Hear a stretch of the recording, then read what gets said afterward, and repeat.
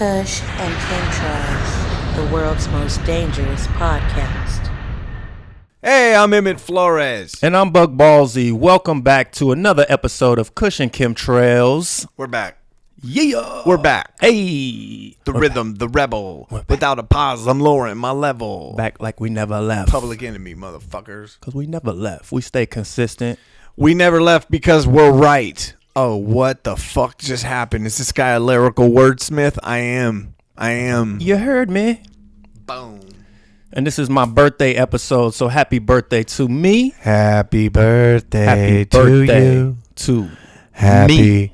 birthday to you. Chale. Happy birthday, dear. In my house, we play the Buck Ballsy, Buck Halter. We play the Luke version. It's your birthday. Happy it's your birthday birthday. Go Ballsy. to It's your you. birthday. Kush and Chemtrails. It's your birthday. Oh, it's your birthday. That's how we get down. Do the brown. Yeah. Every Do the day's your brown. birthday up in there. You know what I'm saying? I get down. Do the brown. Man, me and my young man. Shout out to Freak Nick. Throw back the in the karaoke days. on. Get down. Uncle Luke. Stevie Wonder might get down of it, you know. Down, fool. Happy birthday Down. to ya. Get down like Syndrome, homie. Shout out to all the Capricorns. You know what I'm saying? Hey, my daughter's a Capricorn. Shout out to your daughter. Shout out to my daughter. My sister. My mama. Whoa. My cousin. Whoa, Yeah, whoa. yeah. There's a whole fucking Capricorns, posse. yeah, man. There's a whole posse I got a on big Broadway. family. Every month we got a bunch of birthdays, but That's what's up. yeah, so it's cool. They've been doing a lot with my birth year too, 1984. I think they got Wonder Woman 1984.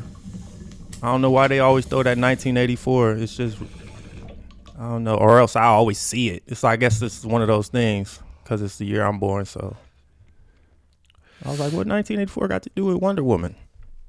I'm not gonna find out. Don't really care.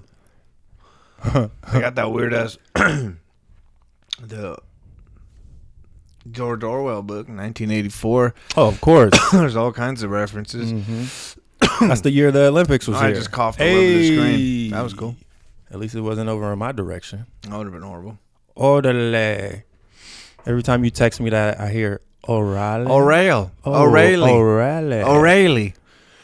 Oh. O'Reilly. Auto parts. No, like Jim Carrey. O'Reilly.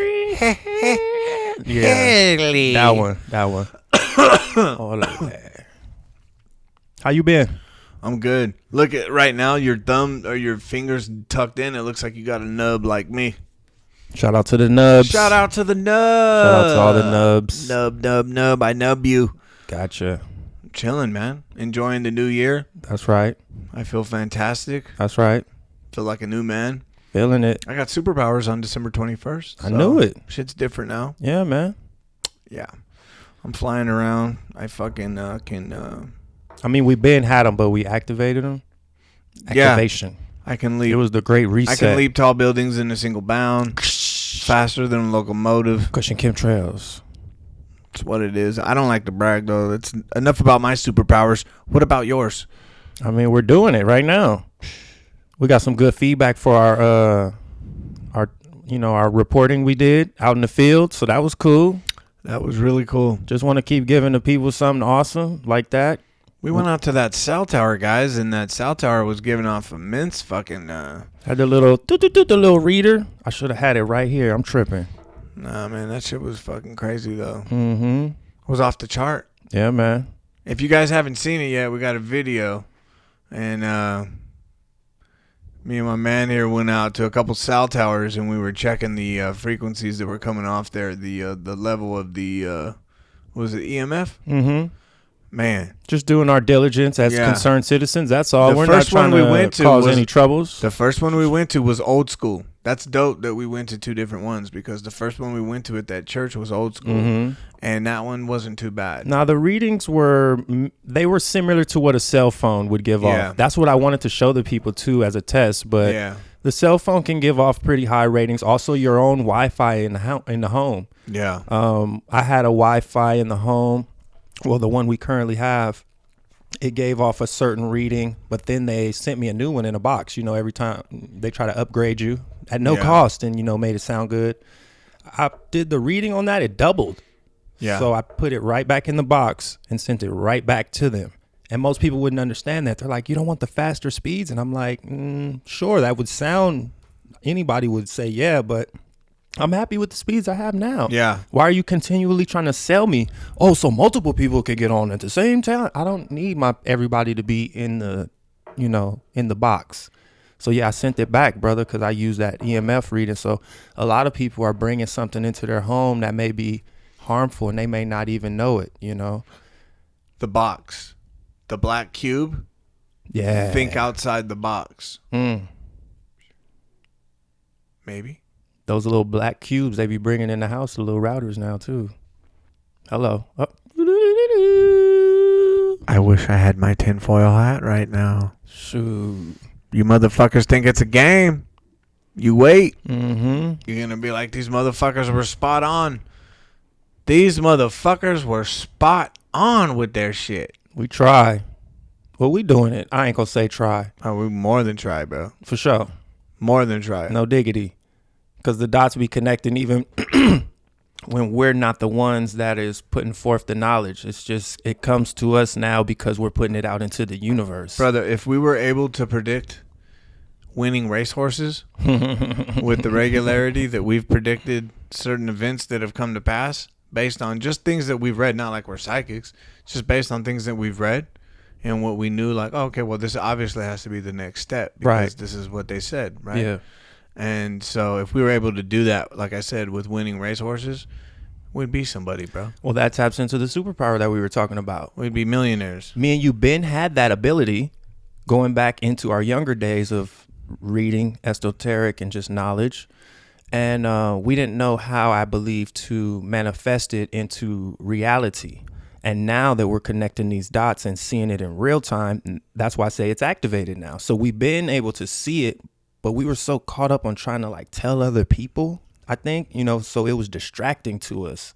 You gave me that jewel one time about the spirit and about not giving somebody your inspiration. You know what I mean? Yeah. So that kind of ties into what I'm saying, because it's like we had this knowledge and we thought, and again, let me tell the people, because it gets weird when you talk about this knowledge. I'm not acting like I know any more than the next man.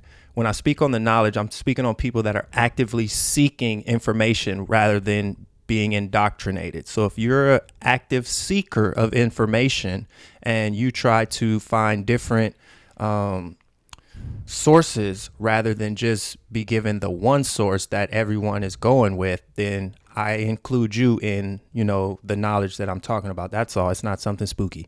Because there's not one book or special book, even though Dr. Day's book we're looking forward to. We are indeed. Yeah. So with all that said, of course, I lost where I was going, and I love you guys. So what was I talking about, Smooth? Put me back on course. I honestly don't remember. It's all good. We're supposed to ping pong off each other. When I lose my way, you're supposed to keep me on course. I was kind of listening to the last thing you said, and you said Dr. Day, so I was just going to ping off that. Oh, go ahead. Because I was just following. Ping. Ping, pong. Oh, we were talking about how we're psychics and we activated our power. That's how we did it. That was it. We're superpowers. So, yeah, Damn, good thing it came back to me, because they would have been like, these guys are stupid. Yeah. Talking about how they're activating How do you like powers. that for they can't psychic even remember powers? what they said. Yeah, so. Boom. That was it. Pretty much, like, for instance, instead of me just saying, oh, Bitcoin is cool, like I was 10 years ago, I actually convinced my mom now, and she rode this new wave of Bitcoin. So salute to her. She actually listened to me, and she made a monetary gain from it, because Bitcoin is up at like 26,000 now, something I mentioned on this podcast. So even if people would have listened to me a couple of weeks ago when I mentioned it on this podcast, those people might have made a couple dollars. You know what I mean? So sometimes it's just about being aware of the signs. And of course, I'm not a financial advisor. People don't get it twisted, because I know I got to state that. But what I'm saying is activating is about you. It's about moving. It's not about waiting. So it is good to have knowledge and read books and have information, but I want to give you tools so that you can make your chess moves, because that's what this is really about to me, so because I don't want to just be a talking head. And of course, to me, I don't want to be dictated to. So I try to give people things to empower them so they could feel like they got this, because that's how I roll. Like, whatever they throw at us, we got this. Because what is the point of having vision and seeing the shit if you feel helpless and you can't do nothing about it? I don't like to roll like that. If we seeing this shit in real time and knowing what's coming and how to maneuver, then let's pivot and maneuver. Then I don't think these motherfuckers is that much smarter than us. All they done is indoctrinated the masses. So unfortunately, I can't use the masses as a aid of mine. That's all that tells me, So I have to be my own best friend or best resource. Right. So how do you do that? Then that's a question that you need to ask yourselves, And James and I will share these secrets with you for the low price of $9.99. Send check or money order to Kush And Chemtrails. Right. .com. Right. Try to make that money real quick. I love that one. Segue into that. Beautiful. Yeah. That was beautiful. And you can learn everything for the low price of $39.99. Now we podding, see? Now we podding. Gee. My man. Hey, it's interesting you brought up visions. Remember I was talking to you about the Theosophical Society? Man, yes. Okay. So I started reading. I got a book for you guys. It's called The Secret Doctrine. It was written by Helena Blavatsky. That's B as in boy, L-A-V as in Victor, A-T-S-K-Y. She also has a book called Isis Unveiled, but her masterpiece is The Secret Doctrine. And her and this guy named, what was his name? Olcott. His last name's Olcott, O-L-C-O-T-T. They started the Theosophic Society. Matter of fact, I believe we brought up Olcott on a past. Now that the last name rings a bell, I believe he's a eugenicist, and I didn't look him up thoroughly because I was researching her. Yeah, but I believe Olcott. We're gonna do it right now. I believe Olcott influenced. What's her name? Planned Parenthood. Margaret Sanger. Yeah. Olcott. Margaret. In fact, I'm almost positive. And forgive me, people that are listening. I'm going to ride this wave with you guys and react in real time because I know some of this information that he's going to share with us. But when I looked it up on Google, it brought me to a founding here in America in like 1960. And that didn't line up with what he was explaining to me. So I didn't go any further like I should have. But I still will, share my thoughts and opinions on how we can connect these dots. Because it's some great stuff because a lot of the atrocities of our time and of history may have been influenced, or the way we think of them may have been influenced by this society. And that has a big implication on the way we see the world. Yeah. Yeah. But no, you know what? I was wrong. It wasn't Olcott. But anyway, so her and this guy Olcott, they founded the Theosophical Society. And what was interesting was they were, she's from Russia. She was born in 1813. Mm-hmm. She was actually born in the Ukraine. Okay. And her father was an officer, which is very interesting. He was an officer in the military, in the Russian military. Okay. And the Russian Empire at that time was about as big as the Soviet Union is now. Mm-hmm. Or it was at the time when it was the Soviet Union, not now, but, which means, and she got to travel all over with him. So she was exposed to, you think of all the mysticism from, Russia, right, the gypsies and everything like that. You come down and into like the Afghanistan, the India, right, that area. And then so all the Hindu, mm-hmm, and then you come over here and you got all the Buddhism. So you have Buddhism, Hinduism, and the gypsy, and she's exposed to all that. In addition, her grandfather had tons of novels about Freemasonry and other types of secret societies, and she read everything. And this is in the 1800s. So she decides when she's about 19 years old, she's out.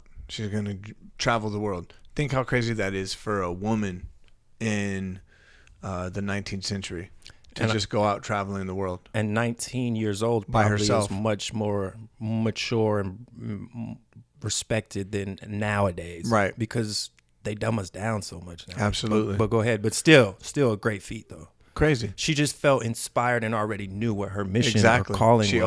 always felt that. She was around that. Exactly. Yeah. She always felt that. And I always love how, and I don't know where her story's going, so I'm not going to say I necessarily love her inspiration, but I love when people are inspired young. Yeah. And they know what they want to do. Yeah. And they go for Absolutely. it. Because I was one of those people where I was like, I don't know. Me too. Like even with picking my major and stuff, and after a while that pressure starts to build because you can't keep saying you don't know or putting it off. But you're like, fuck, I don't know what I really, really want to do. Like I'll do this until I figure it out, but I don't know. Right. You know? So Right. that's cool. Go ahead, Yeah. man. Yeah. So she fucking she's traveling the world, bro. And in this time, bro, like amazing things are happening to her. So I wrote this down because it's kind of crazy. So she takes off and she is a soldier, a female, a soldier in the army of Giuseppe Garibaldi. And this guy's fighting to unify Italy. And in the Battle of Montana in 1867, she's wounded and left for dead. And she had all these scars that she would show people all the time from the incident. Okay. Also in her travels, she traveled with a man. I couldn't. His last name escaped me, and I couldn't get the spelling right. But his first name. His last name was Metrovich. So his first name, I couldn't get it right. But he was a Hungarian opera singer. He probably had a mean 3-point shot. Like Drazen Petrovic. All the bitches. Remember Drazen Petrovic? That fool died in a car accident, remember? Damn. After I'm like thinking all 6 the or like 7 Pedro seasons. Stojakovic. Yeah. No, Drazen Petrovic played for the Nets. He was a baller. He was bro. nice too. Yeah, he died I think in the 90s. Yeah, in a car accident Shout out to the bitches. Yeah, shout out R.I.P. But so she traveled with this guy, and he got a job with the opera house in Cairo in Egypt. So they're like, fuck it, let's go. They jump on a plane, or it's a plane. There's no fucking planes. They jump on a ship, and on the ship there's a bunch of gunpowder, and the fucking ship explodes, bro. But she survives and he doesn't. Damn. So she decides, fuck it. She goes on to Cairo. And while she's there, She's a woman of mystery. right? All this shit's going on. It's crazy. But she survives though. Yeah, she survived. And then she goes on to Cairo. And at that time, she's, performing work as a medium, as a means of making an income for herself. Okay. And then she let's see. I had something right here where she met Alcott. Sorry. Okay. So then in 1873, she leaves Egypt. She comes to the U.S., and that's where she meets Alcott. Alcott's at this, have you ever seen the movie The Haunting of Connecticut? No. Okay, well, he's investigating some similar stuff like that over in the Northeast, at a farmhouse in Vermont. And these two brothers, the Eddy brothers, are doing seances there. Okay. And people can see these physical manifestations. These different entities come from these seances. And she wants Before holograms. Yeah, exactly. Yeah. So she wants to see it, and he's there, and that's where those two meet. Okay. And while she's there, she sees all types of people from her past. She sees like a little boy from Georgia, from the country Georgia, because remember I told you she traveled the whole Russian Empire. Right. She saw a Persian mystic. She saw a Russian housemaid that she remembered from her youth. Those were the entities that came to her at this house during these seances. So her and Alcott decide that they're going to form, they're going to start, actually, before they form the Theosophical Society, they start writing. And that's when she starts writing Isis Unveiled. And a lot of strange occurrences, according to them, happened while she was writing, that she would become possessed by these entities who not necessarily were dead, but some of them were alive. These two in particular. I'll get their names down here. Oh, it was Moria, M as in Mary, Oria, and Kutumi, Kutum as in Mary, E. Don't be summoning no spirits in here right now, man. Right. And they were Indians from Tibet. Kush and Chemtrails. And they were part of a brotherhood, like kind of like secret societies. Okay. And they chose her to reveal these secret truths and upon humanity. Wow. Right? I'm in. Right. I watched the movie. Right? That's a good trailer. Exactly. So what was interesting was This where Madame Brockovich or that one chick got her inspiration from. Mira or Abramovich. Abramovich. I forget her first name, but the spiritual. I don't know where the fuck she got her inspiration from. Well, but she's a Crowley. Probably Crowley. Yeah. But But go ahead. Yeah, let me not mix them up. Yeah. But Crowley might have been influenced by Blavatsky. I know that Blavatsky. That's who we're talking about, Blavatsky. Yeah. Okay. Yeah. Blavatsky, I think, passed away before Crowley was born. I think Crowley was more like 19th century. Right. And she passed away, or excuse me, 20th century, early 20th century, and she passed away in late 19th century. Anyways, so they formed the Theosophical Society, her and Alcott. And what was interesting is they lived together for years, brother, but never on sexual terms. They were really good friends. They really cared for one another, but nothing ever happened. It's like Epstein and old girl. I'm just throwing out people, huh? Yeah, not like Epstein and old girl. No, different than that. Different than that. Yeah. Go ahead. No, but I got you on that. So, this was interesting. Ghislaine, that's her name, huh? Yeah, Ghislaine Just Maxwell. Ghislaine. Hey, I'm just slaying. The girl's only 12. I'm just slaying. Oh, man. Damn. So this is what I thought was really dope. This is what they said about Theosophy. Once a student abandons the old trodden highway of routine and enters upon the solitary path of independent thought Godward, he is a theosophist, an original thinker, a seeker after the eternal truth with an inspiration of his own to solve the universal problems. And based on their definition, I would consider myself that. Exactly. But I wouldn't walk around saying I'm that. Right. That's a good definition. Exactly. Mm-hmm. Yeah. And I loved how she looked at religion. When she writes The Secret Doctrine, the goal was to produce a global answer for all the religions so that they could look at it and understand, like, look, this is what it's all about. To say that have named, understand, have been told by all these different things by God is ridiculous because God is unfathomable to us, and I agree. Again, I agree. 100%. She says it's arrogant. I don't know about coming up with vain. a solution and all that, but right. That final conclusion you just said, right. I agree. Right. Yep. Well, I don't think this was a solution. It was just her writing. Oh, okay, I got you. She was writing from that perspective of like there's a universal one that is greater than us, and to say that you know what it is ridiculous. Yeah. So this is the closest you can get is this information that I'm getting from these. She called them adepts. ADEPTS, and these were like masters, and those two that I named, Kutumi and Moria. Those was what she called them, and that they were able to project astrally. And but there's also those aliens that we're in contact with, but we're not ready to see. Right. There's also the fact that this is a woman who is obviously very charismatic, because to do what she did at that time, you had to be, right, as a female. That's ridiculous. Very knowledgeable and very well-rounded and cultured, and very knowledgeable, not just in the world, but in esoteric studies and occultism, because of the novels that her grandfather had and the areas that she traveled to. So even if she didn't, quote unquote, talk with those people, I would put that aside. You know, when we talk about, hey, don't worry about the messenger, look at the message. For sure.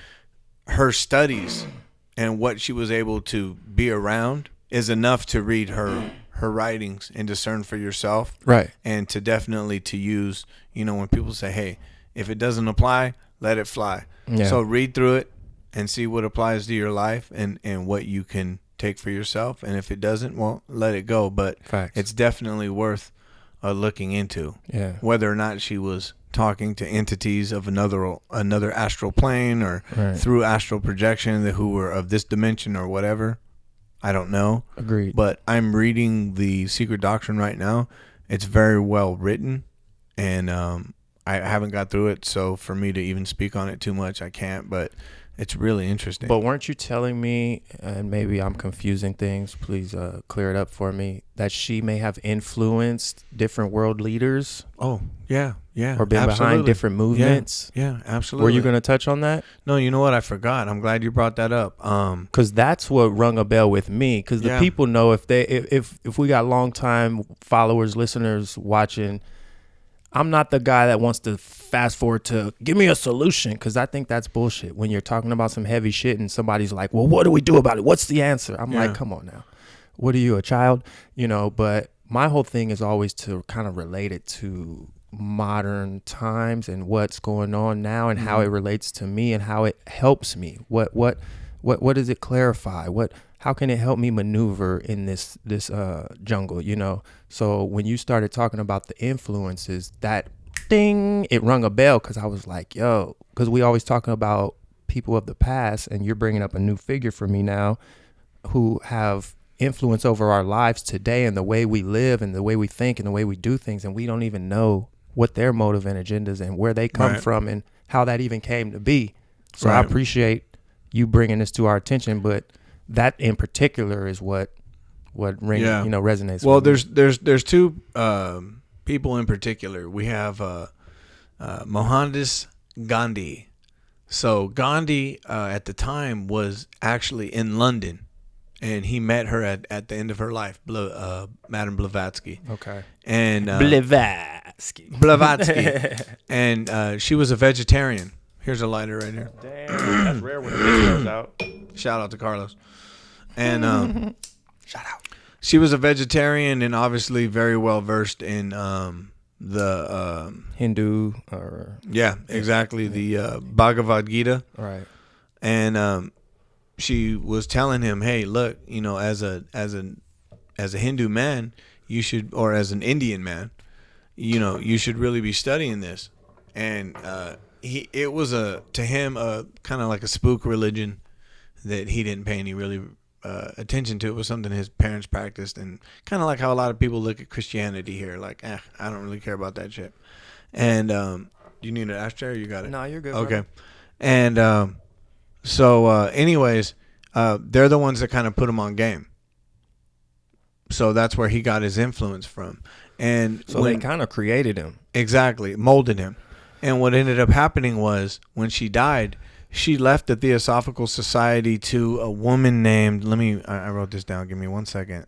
She left it to and boom, woman. Now it reminds me of why I wanted you to bring that up, because it reminded me of, like, when you have the discussions about what's the guy that puts a lot of money into foundations like Black Lives Matter today? Soros. Yeah. So of course I'm not just equivalating him to her. I don't know enough to say that. But again, it's the influence of outside people that have us thinking a certain way when we're not really doing the research to see where the funding, where the money's coming from. Right. And again, this is a conversation we dug into on an earlier podcast, because at the time when tensions were high, I had to speak very cautiously on how I spoke on that, because there was sensitivities in the Black community with all the police brutality going on. Right. And I was seeing through, the smoke screens, and I'm like, yo, man, we're so up in arms that, we're just not seeing what's really happening, So. Right. But yeah, the George Soros and the Antifas and all of those things, we could see that, there was something that was awry, but we kept on acting like, it was, I don't, you know what I'm saying? You know what I mean? Yeah. It was like, we're not taking the full picture, the totality of what's going on into account. We're just so narrow-minded, and that's that's dangerous because you can be manipulated very easily, you know, and you get behind movements and things, and it's the liberal, you know, the whole liberal thing's been hijacked, you know, and you think you're doing something good, and you've actually been coerced.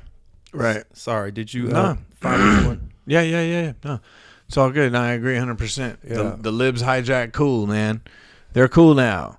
So anyway, Goes all the way back to Ghandi, though, is what you're saying. Well, yeah, this guy, yes, sort of in a way. They weren't necessarily libs, but yeah, definitely. There's different people molding things that we're not aware of. Correct. Is what you're saying. Correct. So, Correct. but so Blavatsky, when she passed, she left the Theosophical Society to a woman named Annie Besant. Besant is spelled B as in boy, ESANT, and she ended up as part of a political party that was fighting Britain colonizing India, and obviously she. No one cared about that very much. You know, they were pretty pissed off about that. She ended up in jail.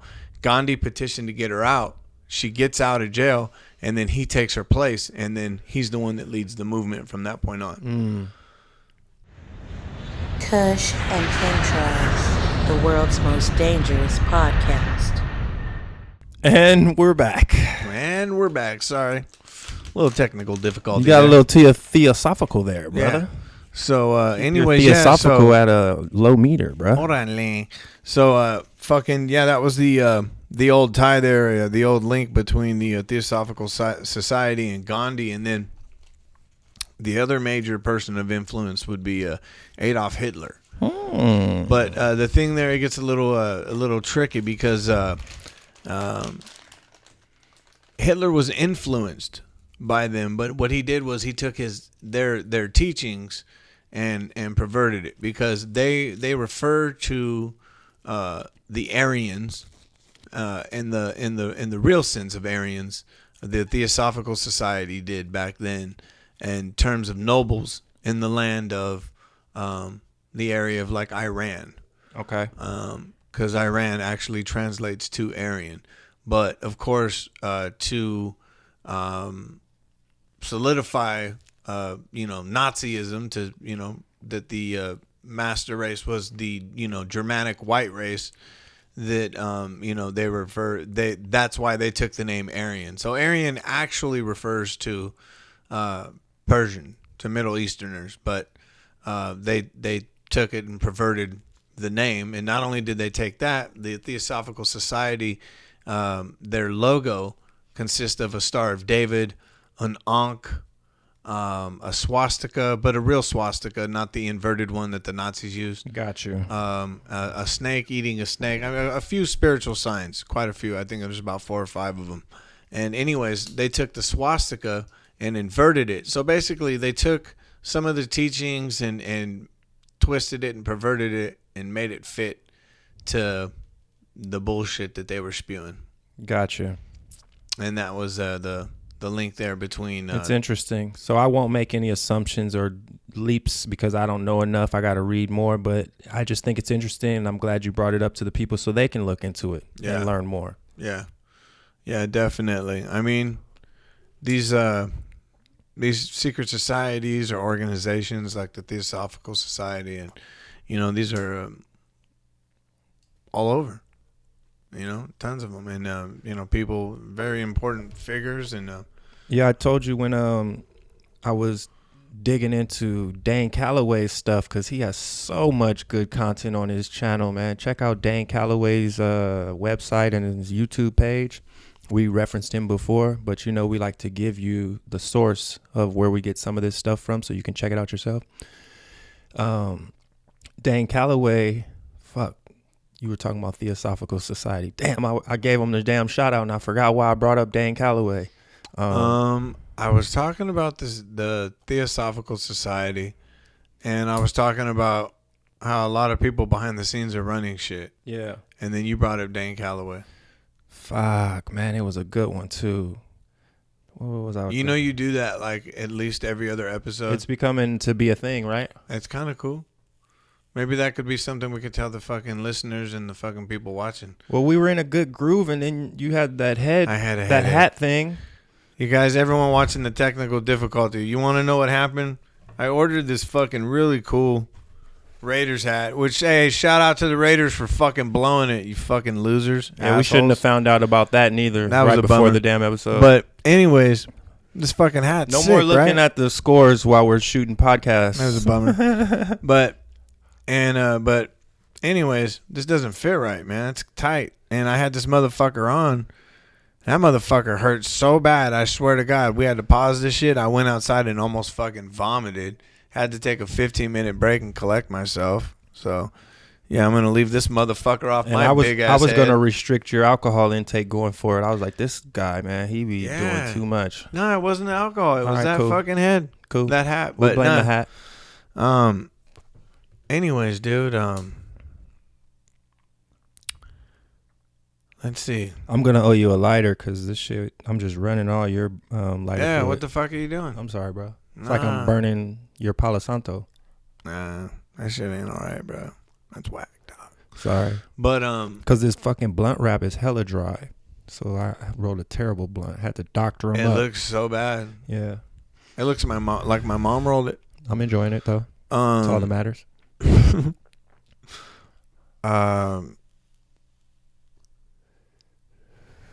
Bro, Dane Calloway, you brought him up. I know, but now I don't even know how to seg into it because Well, there was something cool that I wanted to talk about that related to what you said. But we could just go into Dane Calloway then. Yeah, that's what I wanted. Turtle to Island? That's what I wanted to talk Yeah, about. man. Because that's why I've been so enthralled with his stuff. And if people don't know, he does like documentary style footage. So that's Yeah. what's really cool. I think I did say that before. So yeah, check him out yourself. But he talks about Turtle Island, which is what North America was known as before it was called North America, based on his findings.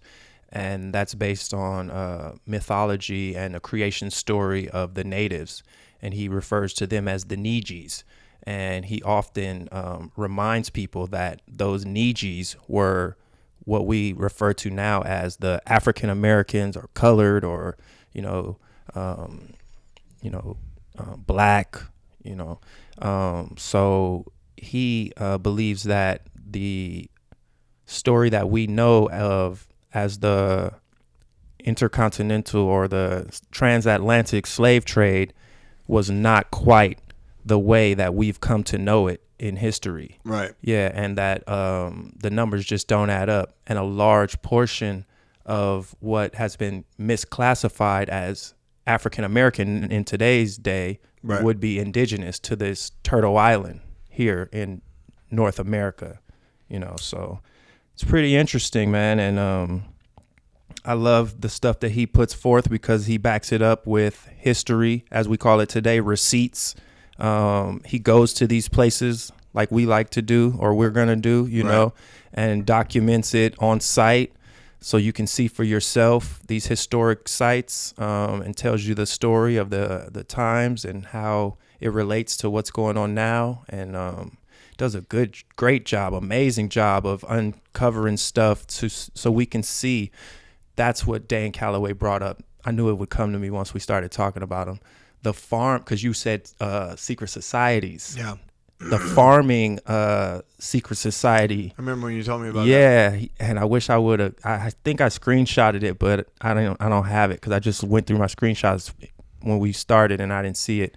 But he said there was a society formed based on farming, and that was put in place to take away a lot of the land from the Nijis, from the natives, and it was done in the name of agriculture, because what would happen is pretty much it was like a credit system, and the farmers would get in a situation where they would have to lend their own land in order to keep up with their landlords or whatever. And it got to the point pretty much where they couldn't keep up and the land was taken from them and repurposed, so a lot of land was taken from these natives and repurposed for farmers, and today these associations still exist, that either subsidize for the government or, help these farmers. So yeah, it's So crazy. it's kind of like with the Smithsonian being a front for museums.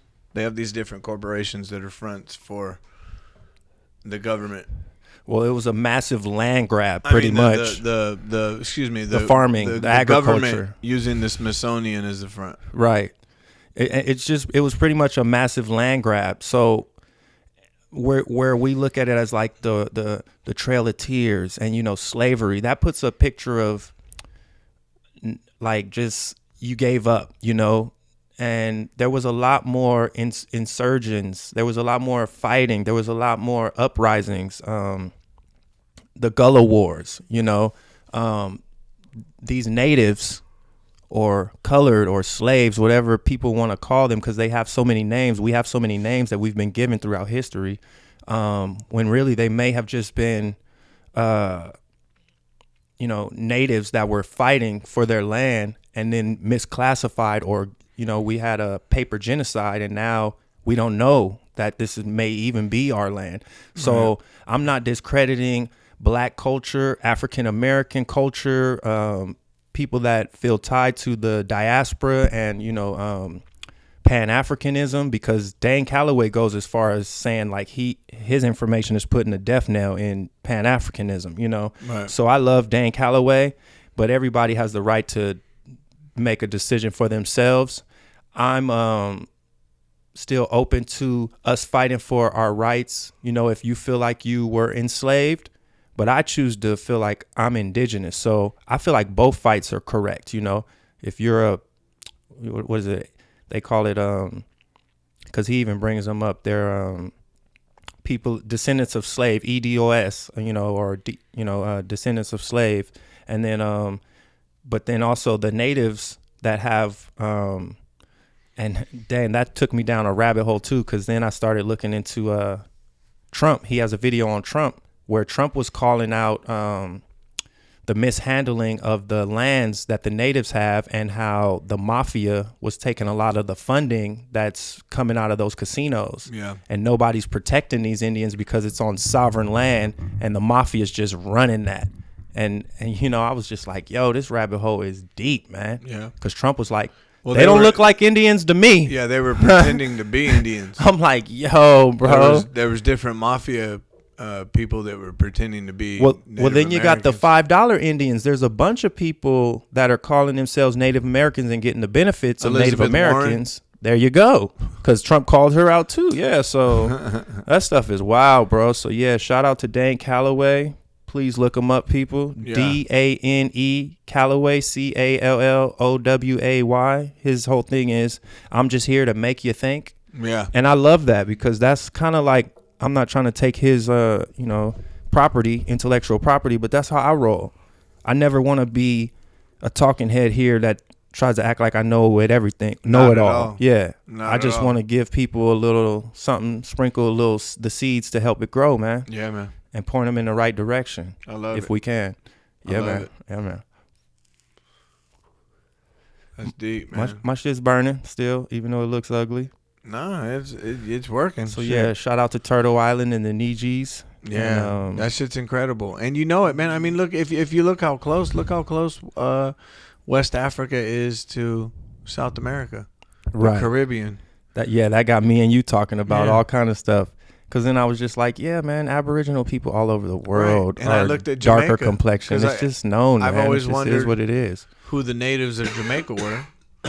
And there's a tribe that they said were the natives. I don't have it on hand. I can look it up real quick. But while I'm doing that, I'll just go ahead and continue that. I thought it was interesting. So I think there's about 2.5 million people on Jamaica. And about 2.7 million. And 2.4 million are black. So the rest of them are barely over a couple 100,000. And so my question was, all those black people, all of them, are descendants of slaves? That was crazy to me. Like, who? Because you obviously know that can't be accurate. That doesn't even make sense. Right. Yeah. It didn't seem right. So that's what they would like us to think, because they like us to think that the small could really control the masses that easily. Yeah, okay. Just because that's what we are in the state of now. But that's a choice. Shout out to Kanye West. This is what it says. The original inhabitants of Jamaica were the indigenous Taino, an Arawak-speaking people who began arriving on Hispaniola, which is Cuba, by canoe from the Belize and the Yucatan Peninsula sometime before 2000 Common Era, before the Common Era. Nice. That's what they're saying. Right. Okay. Well, maybe those are black people. Maybe they were black. Maybe the West Africans came wherever. Right. I don't know where, but dude, to sit here and tell me that all those people, the natives, were like some sort of brown skinned, like more of like a Mayan type deal, right? And that they were wiped out or disappeared or left or displaced or whatever, and 2.6 million fucking slaves just showed up and took their place. Sounds crazy to me. Yeah. Sounds completely inaccurate. Yeah. Haiti. Yeah. You look at countries like Haiti, the Dominican Republic.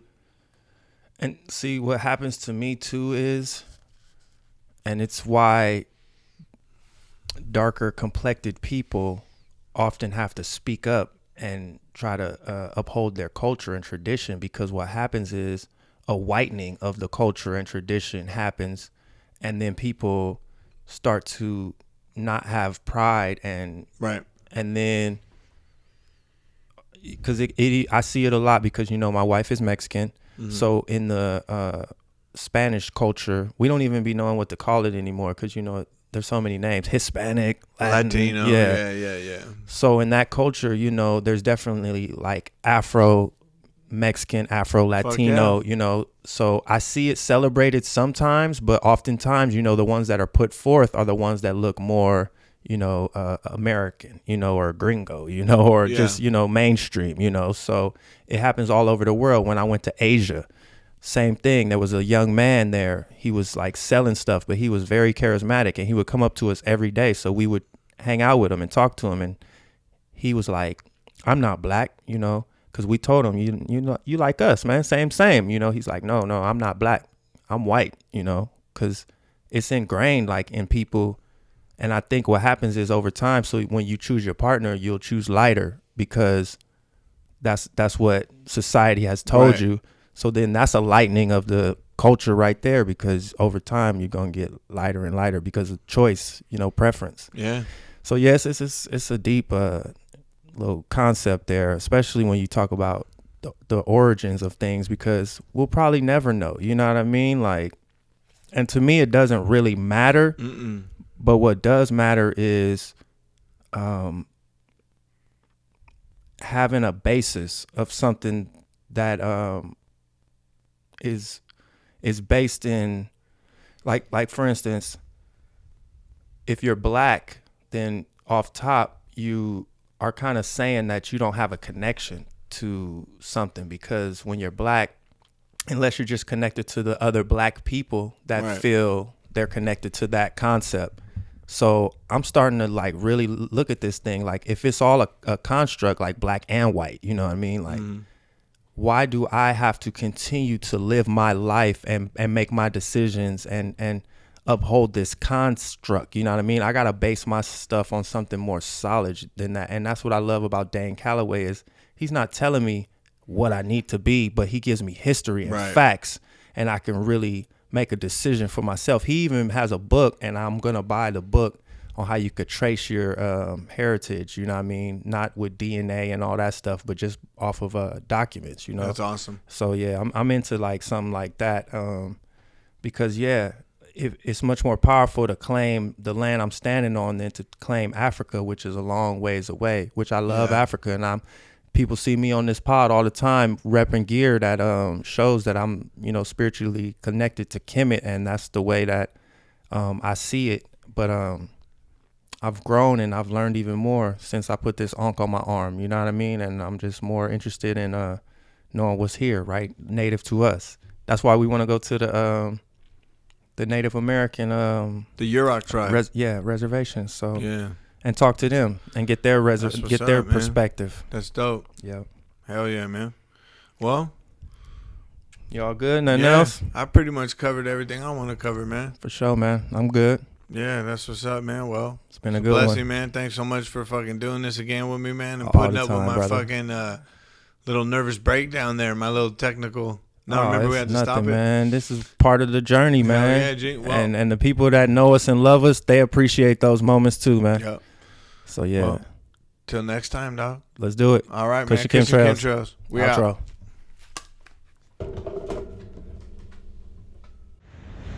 Kush and Chemtrails, the world's most dangerous podcast.